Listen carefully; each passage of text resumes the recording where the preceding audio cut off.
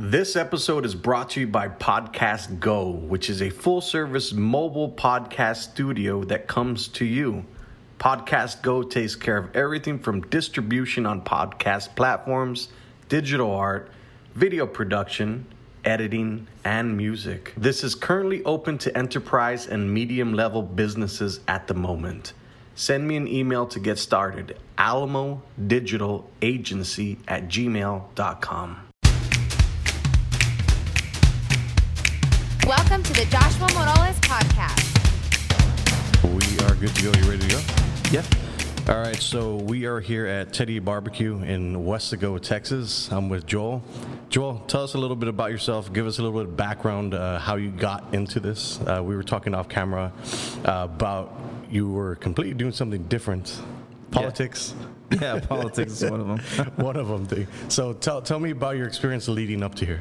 Yeah, so I grew up in the Valley here in Weslaco, and you know I was always around fire. It was always barbecuing on the weekends with my dad and family. There was always a special occasion we were celebrating, even if there wasn't a special occasion. So grew up around that and always gravitated towards cooking. So when I went off to college, my aunt bought me a pit, and it was just like a tiny pit from Academy, one that could fit on my patio. And I started cooking, ribs, chicken, cheap stuff. And then from there, we started kind of inviting people over every time the Aggies played because I went to school at A&M. So that's kind of where I started my first initial cooks and stuff, but it wasn't until I moved to Austin after I graduated, and when I was there I was doing an internship, like I said, in politics, and always kind of trying to go back to cooking in my patio, but then in 2013, when my internship was about to be over, we got a magazine in the mail from Texas Monthly, and it was the top 50 joints in the state. So we said, you know what, let's go visit the ones that are in Austin. So from there, it was let's go visit the ones that are in East Texas, West Texas, and then we even came back down to the Valley, and there was some in the Valley that we went to, Vedas in Brownsville, and a few others. And from the travels and everything, from there just kind of sparked an interest of, what, let's see if we can do this, or let's see if I can get a job in barbecue. But before that, we moved we bought our own house in Manor, and my wife bought me a smoker. And we started having just kind of small backyard parties and inviting people, and they would come over and try our barbecue. And we were calling it Teddy's Barbecue at that point. So we would invite them, and they would come over. And then from there, it was all right. It was around 2015 that I got my first part-time job working in barbecue, and I was working at a place in Austin called Cafe Mueller. It was a cafe and an HEB, and I was working there with a chef that was really renowned from Houston area. His name's Randy Evans, and he's kind of like the culinary director for HEB. From there, HEB went on and opened a whole bunch of barbecue places in their HEBs around San Antonio, Houston. It's called True Texas Barbecue. Okay. So after I left there, I went to a place called Friedman's, and when I was at Friedman's, I was working under a really known pitmaster. His name's Evan Leroy. He's got his own food truck now and everything. He's got tons of accolades and all that. And I was working there at Friedman's for about a year or so before I left, and my wife had our son. But while I was working there at Friedman's, we were able to get a top 50 recognition from Texas Monthly in 2017. Nice. So that was really cool.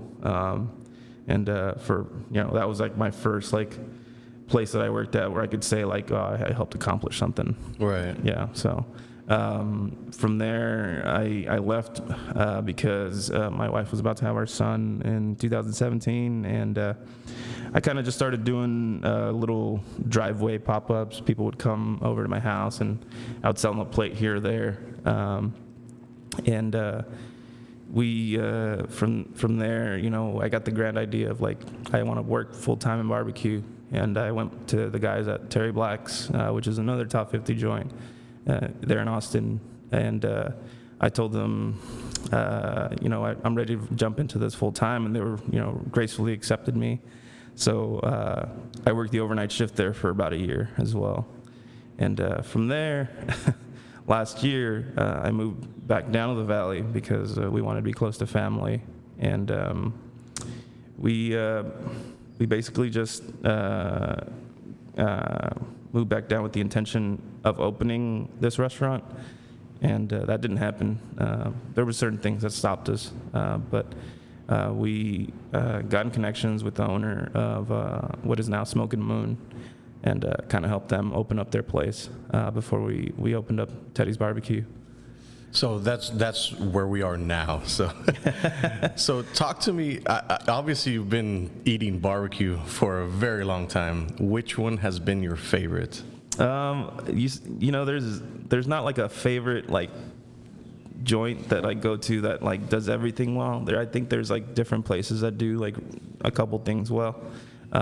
So your perfect plate, what does it look like? A perfect plate, yeah. Let me build it up. So it's got Mickelwaite Craft Meats. They do these jalapeno cheese grits. That's some really good stuff. And then Truth Barbecue, they do really good. What is it called? Corn pudding. Okay. Yeah. So Mickelwaite Craft Meats grits, Truth Barbecue corn pudding. I would say Law Barbecue ribs. And then obviously Franklin brisket. Nice. Yeah. I still have yet to have Franklin. So when I was in Austin, I always see the line, and that's like the one thing that just turns me completely off. I was like, damn it, man, I don't want to wait. How long is that wait? Man, I think on a good day. On a good day, it's probably like 6-7 hours. Damn. Yeah, people get there and they're like at 6 a.m. Damn, that's crazy. Yeah, I think one time, me and my friend, I think this was back in like 2013. We went and got there at like 5 a.m.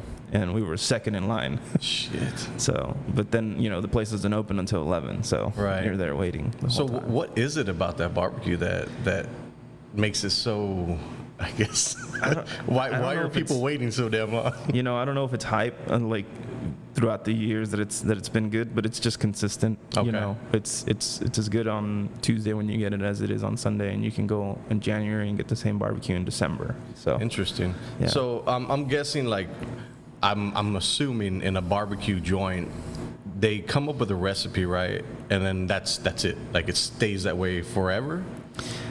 Yeah, I mean they're doing the same thing. Well, obviously they tweak certain things to cook barbecue better over the years, but I'm pretty sure they're seasoning with the same thing that they started with, in 2009 or whenever it was, and they're probably, well, the smokers have improved a little bit, but as far as like the recipes, yeah, they pretty much stay the same. I feel like, and let me know if I'm wrong, but people in your industry that are pitmasters, once they find something that works, they just stay with that. Yeah. I mean, I think that's probably correct. I think I'm always kind of just tweaking like little things here and there that people won't notice, as far as like the cooking the product, but right. Like the way we're seasoning, the way that we're like wrapping and all that stuff, and what we're saucing with and all that, it stays the same because people will notice those changes real quick. No, definitely, and I feel like you build up that fan base based off of those flavors. Yeah, people expect that. So, a thing I was going to ask you is how much. Obviously, you've worked in these industries where they have some good accolades. They come out on Texas Monthly, right? How many of them you've been a part of? I've been a part of at least 3. Okay. Yeah. So, like, other pitmasters in the industry, what do they look like to other pitmasters? Like, because I'm assuming, like, in my world, right, we look at marketing, like, these guys have certifications, stuff like that, so we put them on a higher pedestal, right? Yeah. What does that look like in your industry? I think years in the industry is what people look at. Obviously, accolades from Texas Monthly, Southern Living puts out a list every year. There's just all kinds of lists and accolades that people get, but even just like good reviews from like local bloggers and like just stuff like that I look for in a place when I'm visiting. But not only that, it's just like word of mouth, like, is the most important thing. And if someone tells me, like, this guy's really good, like, you should go try his stuff, then I'm going to do it. Right. So this industry, barbecue, brisket specifically, is pretty expensive. Yeah. How do you differentiate? Well, I guess my thing is like, obviously I run a bunch of restaurants, right? So I read the reviews, and one of the most things is like, it's too expensive, it's too much, and they don't want to go. Yeah. How do you justify that versus going to a Burger King or Subway and getting a $6 sub versus I think what people don't understand is probably like the process behind it. So touch on the process then. So basically, when we get a brisket, let's say it weighs between 15 and 17 pounds. After we trim it, we trim a certain way so that it cooks a certain way. Every little inch of the brisket has to get a certain amount of smoke. It has to get a certain amount of rub on everything, so that way it's seasoned correctly. So after we trim, you're left with probably about maybe like a 14-pound brisket, maybe even 12. So you're losing already about 5 pounds. Okay. Right? So it's between 3 and 5 pounds. After it cooks, it loses half of its weight. Oh, damn. So because what people don't understand is a brisket is almost 50% fat, like intramuscular like fat. Mm-hmm. So when it cooks, it loses a lot of fat, and that's what makes it juicy and fatty. So after it's cooked, you're left with a product that's maybe like 7 pounds. So you start with a product that's like 17 pounds, and you're left with a product that's 7 pounds. So that's why sometimes you have to price things a certain way. And when your price of brisket keeps going up because chains like Subway and Arby's are buying up a bunch of brisket to feed their stores, that's why you have to sell it at $20, $21 a pound. Not only that, but the labor behind it. It takes at least 12 to 14 hours to cook a brisket, at least the way that we cook it. What's a standard length of time of cooking a brisket? It's about, some people say like about an hour per pound, something like that. Just depending on the temperature that you're cooking at. Okay. Yeah. That's interesting. We were talking about the price per pound. I was talking to the owner of Barbecuity, and he was telling me that last year prices skyrocketed for brisket. Yeah. And the reason was because like Subway was introducing like the brisket sandwiches and stuff like that, and he was telling me that he paid so much extra in brisket prices. When he did the calculation, it was $160,000 that he could have made in his pocket that year. Oh, but the prices just skyrocketed. He's like, what do I do? Yeah. But he said he doesn't have the luxury of changing prices because y'all can change prices anytime, right? Oh, yeah, for sure. So he has to have a set price. So he's like, he's screwed, man. Yeah. But coming from an industry like Barbecuity, is that a goal for pitmasters that start up their own place to like become a big franchise, or is it more of like a passion type of thing where you want to be in your business, you want to work in your business, you want to walk out of there with that smoky smell and stuff like that? Yeah, I don't think it's the goal here is not to make 5-6 stores or anything like that. The goal here for me is just I want to show what I can do because I'm passionate about it. Right.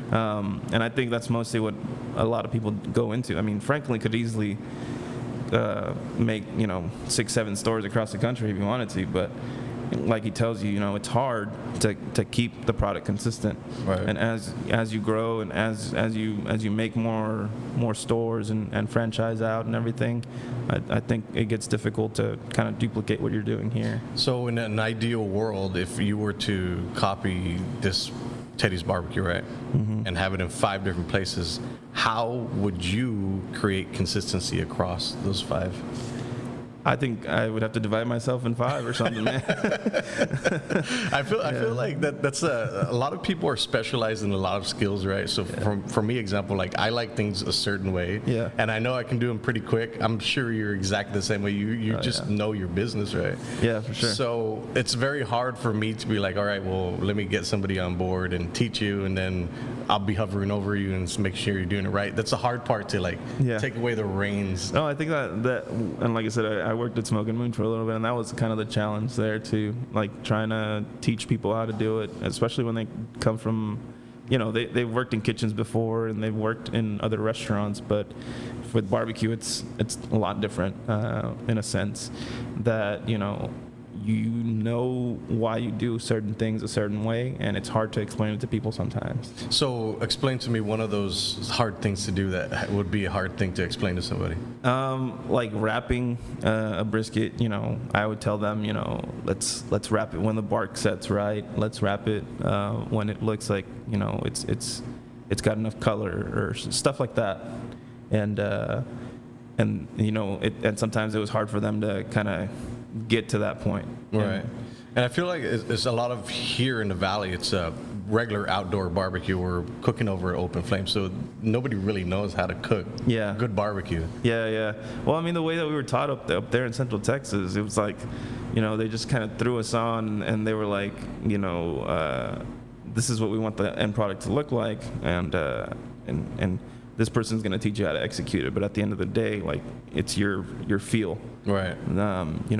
Everything was pulled off by feel. No, we didn't probe anything. We didn't everything. We were hands on. Interesting. So you can touch it and you can feel the bounce back, stuff like that. Interesting. So coming from the barbecue background, well, actually, no. So you came from political background, and then you were talking about, what was your degree in?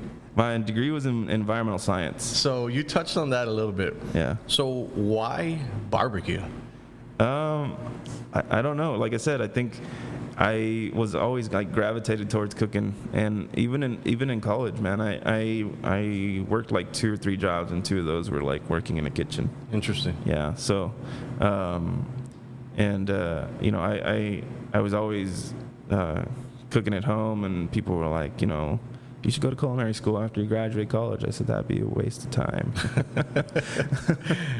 Yeah. So, but after I moved to Austin, it kind of became more of a reality that I should kind of work in a kitchen, because Austin's like a super culinary diverse city. Right. And during that time, it was when barbecue was kind of coming up, and it had been like 4 years since Aaron Franklin had opened his trailer. So I was like, I think this is one of the things I want to go into, and I pursued it, and it worked out. Do you think that everybody should go to college to pursue the education that they I guess are born? Like, obviously, when you're growing up, everybody tells you you need college, you need to do this, you need to go there. Yeah. Do you feel like everybody should go to college and pursue that, or do you feel like they should pursue their passion, or a little bit of both, or something? Yeah, I mean, I don't think people should quit a good job if they have it and pursue their passion. I listen to Gary Vee a lot. I don't know if you listen to Gary Vee, but he's always talking about how you don't need college, and how he's always said if there's something that you're passionate about, go and do it, and this and that. Just be happy. And I think that at the end of the day, that's kind of what I was doing, was just trying to be happy. I was in a point in my life where I was working a desk job, always getting yelled at over the phone, and kind of just bosses on top of you, get your stuff done and this and that.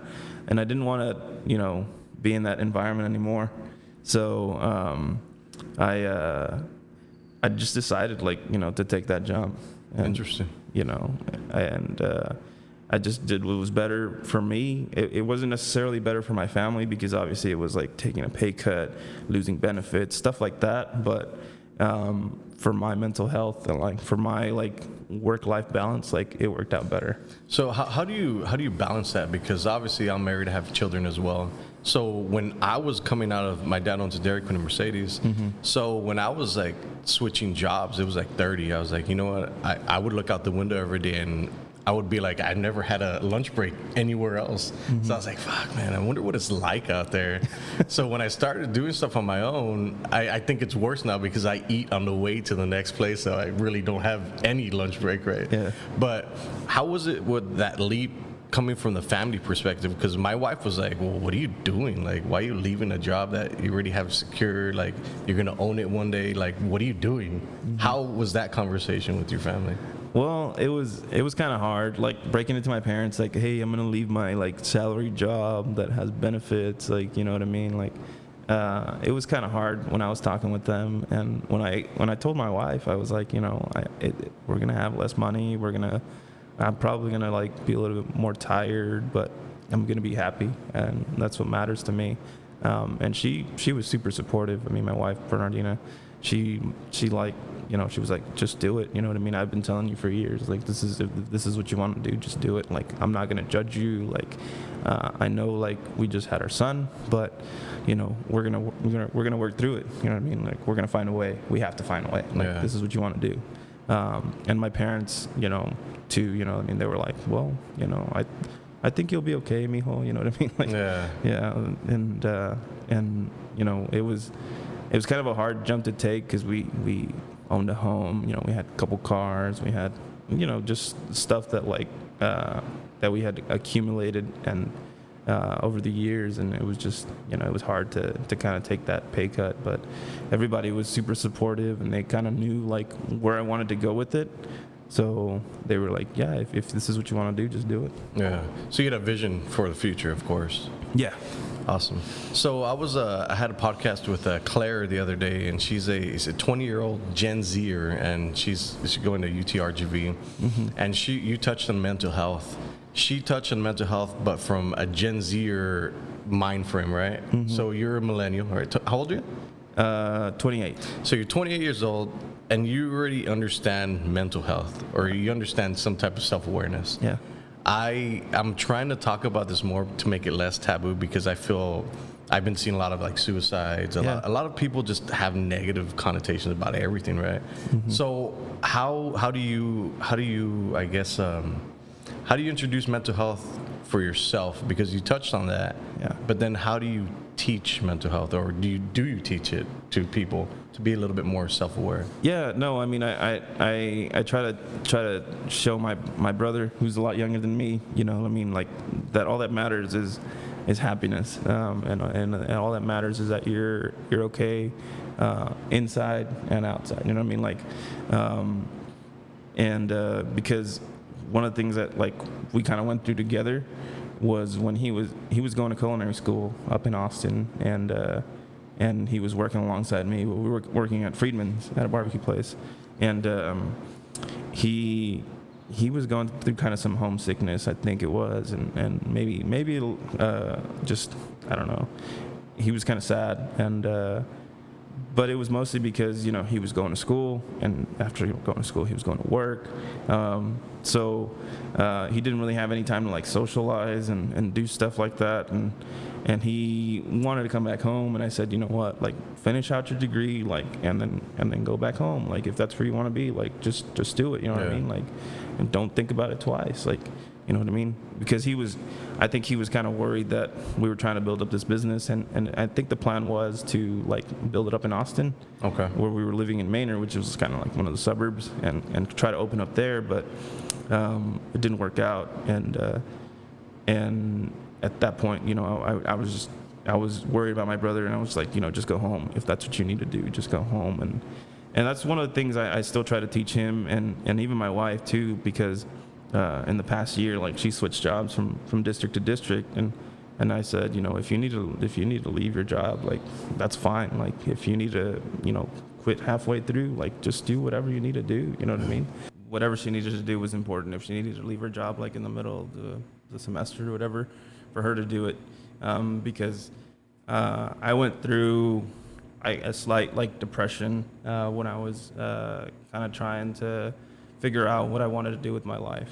When I was working in a political office, I was going to work and kind of just going home and going to sleep. And my wife noticed it real quick, and she was like, "You need to do something with your life, other than like working in this office." And that's when I said, you know what, I think I want to get this part-time job in barbecue, because that's going to keep me busy. It's going to keep me like kind of slightly happy with me pursuing this.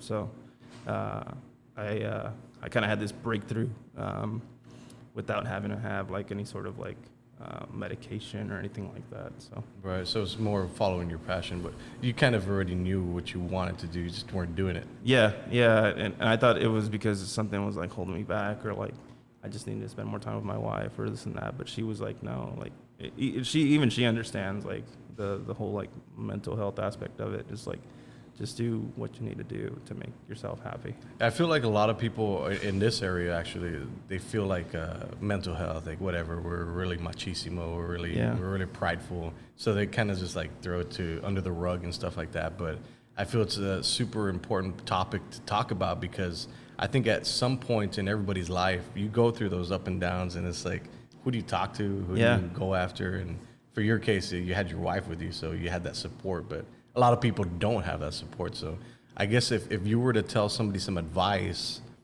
about if they're going through depression or some hard times, what would you tell them?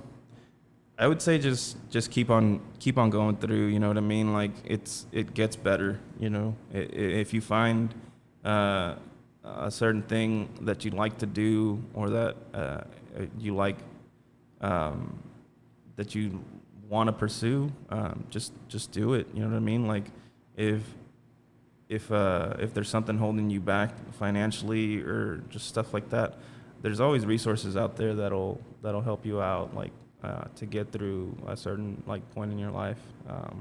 There's always someone out there willing to help. Just talk to people. You know what I mean? Yeah, I feel like a lot of people are extroverted or introverted, and a lot of people struggle having those conversations with people. So I feel like, you just need to do it. Just do it and get out there. Yeah, for me, I mean, I was fortunate when I was in college.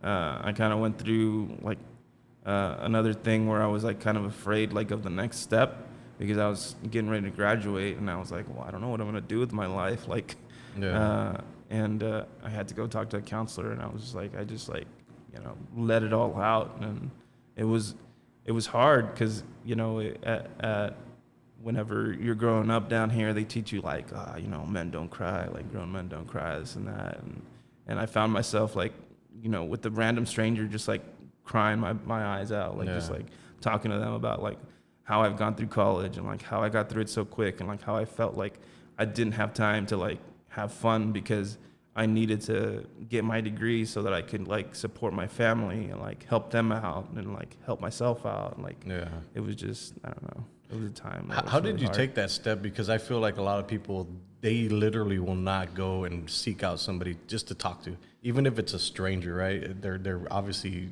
schooled for that to be able to talk to you. But I feel like a lot of people won't make that leap to go and actually pick up the phone and call somebody to actually just talk. Yeah. It was just, I think there was people that noticed, like people around me that noticed like, hey man, there's something like, you're not okay. Like, you haven't been yourself, like this and that. And they started talking to me, and they're like, like it's all right to talk to somebody about this. And it was just kind of like a support system there at A&M where people looked out for each other. Okay. And, but I mean, if there's somebody like, I don't know, afraid to talk to someone, like, I don't know, like, you don't even have to show up in person or anything like that. There's hotlines that you can call. Like if you're, suicidal or in depression or have anxiety or something like that, there's always someone you can call on the phone, or I think maybe even text. Yeah, that's interesting that those services are out there. Yeah. I feel like a lot of kids now that are growing up in this world where it's social media first, and these are your best pictures that this is your best life on social media, which isn't true. I mean, I feel like they're growing up in this fake world. They're getting a fake, I guess, perception of how reality really is. Yeah. So when they actually go out into the workplace, they get their teeth kicked in and like, shit, man, like, now what? How do I deal with this? They never taught me that stuff. Yeah. So I feel like it's really important to have these type of conversations, because I just joined TikTok. Oh, okay. So TikTok, I started using it yesterday, and the algorithm's really new. So it's like when Facebook was first starting. So the organic reach is crazy. So I got a bunch of views on my first few videos. Yeah. I was like, this is interesting. So then I started seeing the people that were following me. I was like a little boy, dude. I was like, all right, so it could be really weird that a 38-year-old man is on this platform, or I can use it for motivational and positivity type of style, right? Yeah. So I'm going to go that route on TikTok. I feel like like when you're in business, it's really boring and whatever, right? But I'm trying to make it fun in the TikTok world, right? Yeah. But then I saw another dude, big old white beard, older man, and he had like 240,000 followers. Just doing stupid stuff. And I was like, I don't want to do stupid stuff. I'd rather do some type of motivation or positivity stuff. Because I'm seeing, like, these are little kids, dude. Like, they're looking at us act like dumbasses. I mean, there has to be a better way. So I'm approaching it from a motivational and positive standpoint, but the business sense. But I feel like I want to jump into social media now. Where have you seen digital media, social media go for the past few years, especially with like in your industry, in the barbecue world? In the barbecue world, like Instagram is huge. Like I think that's one of the things like people fail to understand. Like barbecue, like there's so many people that connect with each other on Instagram, just because like it's hard to share like, oh, this barbecue looks really good on Facebook. Right. And I think Instagram, like, it's super easy just to take a picture, share it on there, and just, you know, rack up likes, and it's easy to reach a lot of people if you put the certain like hashtags and stuff like that everybody follows. So that's where people kind of gravitate to when they first like jump into the barbecue like world. That's interesting. So your heroes, or I guess your buddies here in the Rio Grande Valley versus Austin, completely different cooking styles, or is it even different cooking styles within the regions? Yeah, I mean, everybody in different regions cooks differently, man. I mean, everybody's using sort of different pits. Over in East Texas, you'll find that they're cooking with a lot of like hickory. You know, West Texas, you find that they're cooking with a lot of mesquite. Even down here in South Texas, they cook with a lot of mesquite. In Central Texas, you find a lot of oak, post oak to be exact. So everybody's kind of using different styles of cooking as well. Sometimes you'll find people cooking direct heat, which is just kind of like over coals.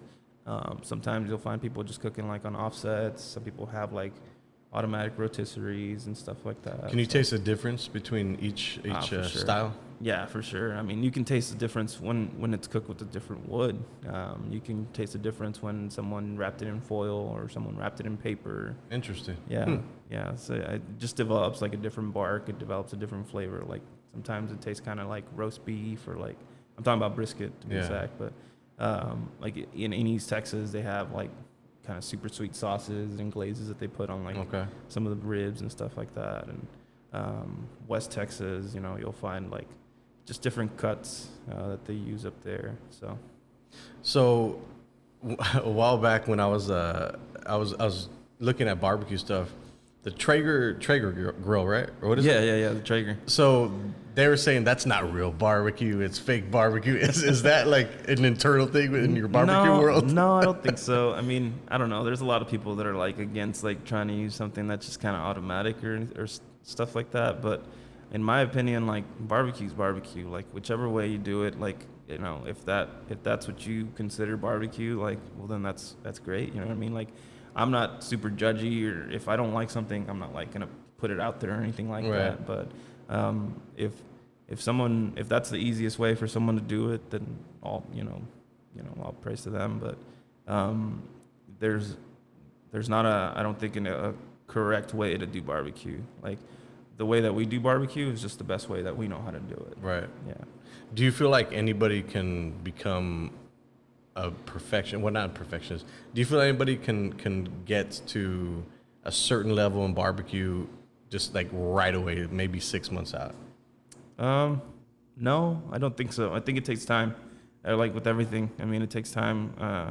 You gotta cook a certain amount of barbecue in order to like figure out like, oh, this is a good like tenderness, this is a good like amount of smoke and stuff like that. There's so many variables, like just depending on where you live or where you're sourcing wood from or what kind of smoker you're using. Like, there's so many variables. Like, interesting. You can just, I don't know. To me, I can never like be happy with just one certain thing. Like, I'm always trying to improve on little things here and there, or trying to do, you know, something a little bit better. What's been your biggest struggle so far coming up to now? Coming up to now is just kind of being patient, man.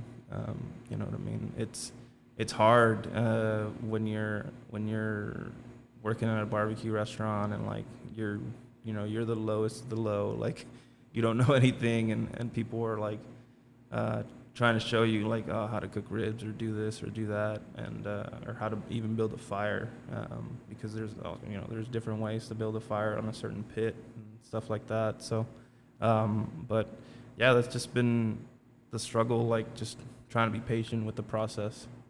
Where do you see yourself in the next year?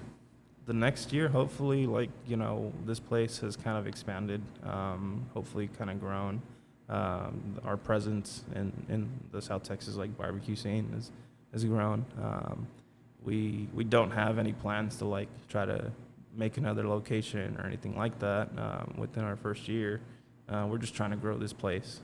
We're trying to make it to where we're one of the better places in the valley, and hopefully make the top 50 list whenever the next one comes out. Nice. I feel like a lot of people in your industry that I follow here in the valley, guys that are making some really good barbecue, there's really there's an ego, but there's not an ego, if you understand what I'm trying to say. Yeah. Like, what is it knowing these guys in the valley that are producing these type of really good barbecue? I mean, I think everybody's just, I don't know. Like, when I first moved down here, I thought everybody was kind of like, I don't want to say like an asshole, but you know what I mean? Like they're like you said, there's kind of still an ego there. Everybody's in competition with each other. Like everybody just kind of feels like, if somebody comes onto the scene, like, oh, that's bad for us. Right. And in my opinion, I think competition is good for everybody. I think it makes everybody better. But knowing some of the guys now that over the year, like that I've been back here, that I've come to, know personally, like super humble people, like really nice guys.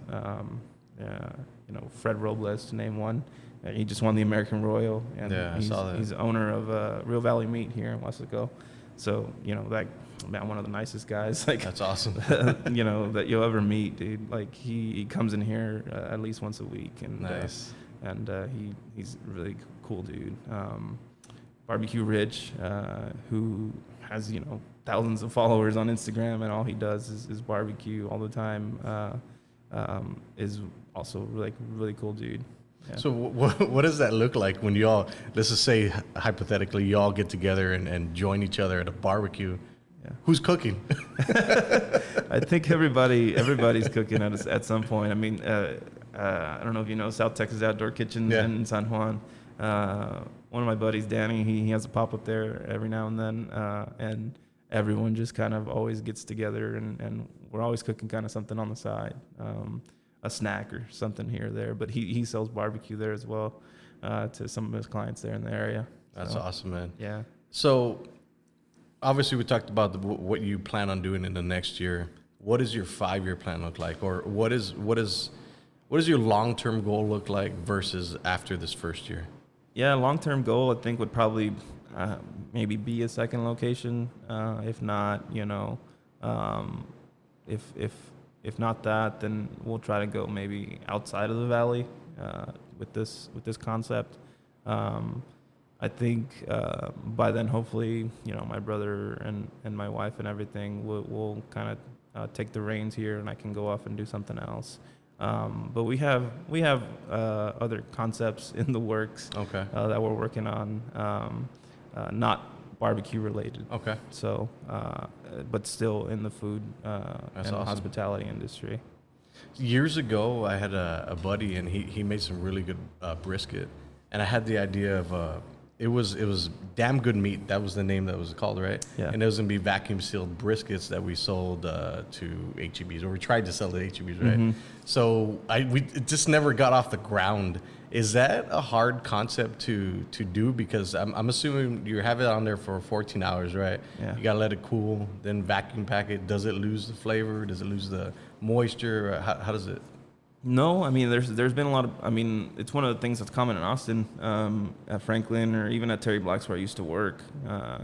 They used to vac seal briskets and sell them frozen. Okay. So you can do it. I mean, we could do it out of here if we wanted to, but to mass produce it, like to sell it to an HEB. Like you're talking about, they have hundreds of stores all over Texas. Yeah. So that's that would be something kind of crazy. Even just here in the Valley, like to distribute that here, like you would have to cook a lot of brisket, man. What would that look like?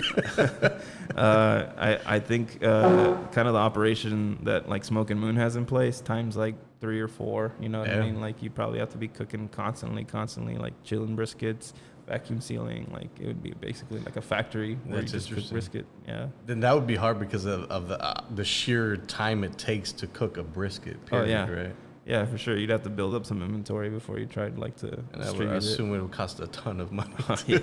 Yeah. But that would be interesting to see. And that's why some places just do it out of their place, like because even just like because I think Terry Black's at some point had barbecue sauce in an HEB, and they had to go off and find a bottler and like give them a recipe and say like reproduce this. And right. There was several times where they had to like retest the recipe or like redo it a certain way, or like get it to a certain like cost, because that's also important to make money. So that's one of the things that they went through. So my buddy Lamar Jones, he actually has the Jenk. Have you tasted that? Yeah. He's from here. From Weslaco. He's from Weslaco. Weslaco native. He's a super cool guy. We actually have the same birthday. But I always run into him, and we always have this plan of working together. We just never work together. But it's gonna happen one day. But I find that like these people that like you and Lamar, you're doing these things, and I feel it's super important just to get out there and just do it, because everybody always talks about, well, I'm gonna do this one day. I'm gonna do this one day, and it never happens, and then it just keeps year after year after year keeps coming, and nothing ever happens. So how important is it to be able to take that leap of faith and then just do it? Yeah, I know. I think I've said it in the past that I didn't want to like live like with the what if, like what if I had done this, or what if I had done that, or whatever. And it's something that I liked, something that I pursued a passion, like grew over the years, and it's something that I couldn't like let go of. Like I wanted to be doing this all the time. Like I wanted to, even when I was working in an office, like I was like, I can't wait to get out of here and just go and work at the barbecue place. Like, so it's important, man. Like, just take a chance on yourself, and just do it. Like, you know what I mean? It's not pretty. Like the build up to it. Like you're gonna go through like a lot of struggles and like. Even with this place, man, I mean, we took us like 2.5 months to flip it, which it was already a barbecue joint, so it wasn't a hard transition. But even then, I mean, we still went through some stuff like, maxing out credit cards and trying to get a food service distributor and just stuff like that you don't think like is going to be difficult, but you end up like. Just like throwing a bunch of money into just to like pursue your passion, pursue your dream. But at the end of the day, it like ends up paying off because people see that passion through your food. Right. So if you were to give a young guy that some heads up right now, so he wants to build a barbecue business as well. Mm-hmm. What does that look like? So does he work for a barbecue industry for 5 years and then start and then go that route, or? Yeah, I mean, it doesn't always happen this fast for everybody. Like, I think it happened really fast for us because we came to a region where, like, this was, like, unfamiliar to some people. Mm-hmm. So we were cooking up in Central Texas and trying to bring it down here, and people hadn't seen that style before. So I think that's kind of what kind of, I guess, helped us along the way, and helped us get this place open like really quick, because it just happened. Like I worked in the industry maybe like 4 or 5 years, but I was also really lucky, like with the people that I met and the places that I got to work at, mm-hmm. and the people that I got to train under. But if somebody wanted to do this, like I would say, don't just like jump at it and like straight from your backyard to like selling your barbecue.